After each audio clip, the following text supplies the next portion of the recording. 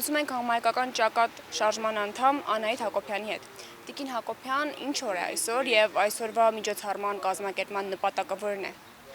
Շնորհակալություն նախ, ուրեմն 1990 թվականի հունիսի 12-ին դեռևս ՌՍԴԽՀ ժողովրդական պատգամավորների համագումարը որոշում կայացրեց այդ ընդունել հռչակագիր Ռուսաստանի, այսինքն Հանրապետության պետական ինքնիշխանության մասին։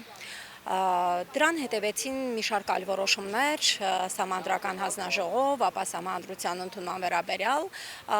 Այս տոնը տոնվում է Ռուսաստանում 1992 թվականից, իսկ որպես ոչ աշխատանքային նոր 1991 թվականից։ Ապա փոփոխություն է կատարվել այս տոնի խորհրդանշական իմաստի առումով եւ 2002 թվականից այն նշվում է որպես Ռուսաստանի Դաշնության պետական տոն, այսինքն ազգային տոնից այն վերաճել է նաև որպես պետական տոն։ Հայ-ռուսական բարեկամությունը դարավոր պատմություն ունի, մենք ընդունում ենք այդ բարեկամության, այսպես ասած, հիմնաքարը, որը դրվել է դեռևս 16-17-րդ դարերում,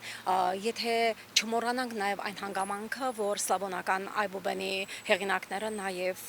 հայեր են եղել, հայկական ծագում են ունեցել, հավելենք, որ նաև քրիստոնեությունը Ռուսաստան տարվել է Բյուզանդիայից, Բարսեղ երկրորդի քրոջ Աննայի եւ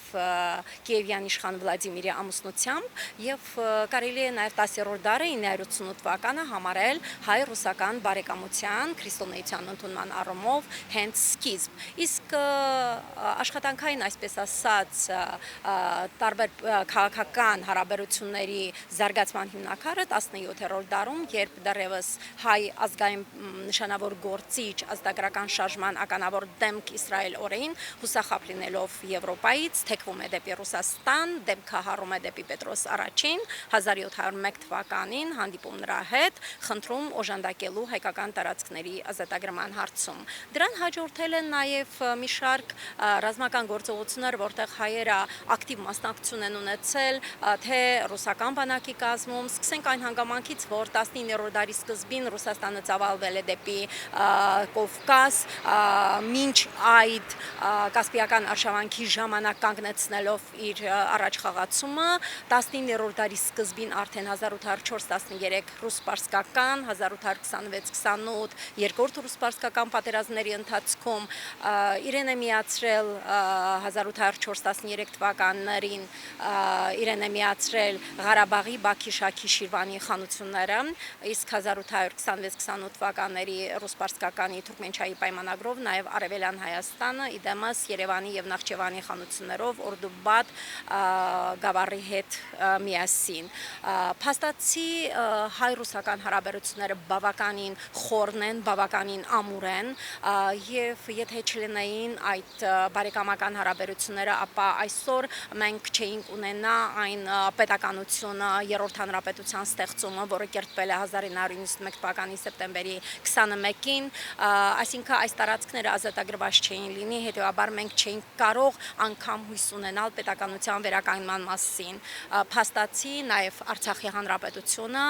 գիտենք, որ Արցախը դեռևս 1805 թվականի մայիսի 14-ին Քյուրաքչայի պայմանագրով էր անցել Ռուսաստանի տիրապետության տակ, Գյուլիստանով ամրագրվել 1813 թվականի հոկտեմբերի 12-ին։ Ու անգամ բոլոր ռազմական գործողությունների ժամանակ հայկական հողում զոհվել են ռուս մարտիկներ, այդ եղբայրությունը բավականին ամրապնդվել է նաև երկրորդ աշխարհամարտի հայրենական պատերազմի տարիներին, ինչպես նաև Արցախյան առաջին պատերազմի ժամանակահատվածում է ակնառու հայ-ռուսական բարեկամության վառ օրինակներ, նաև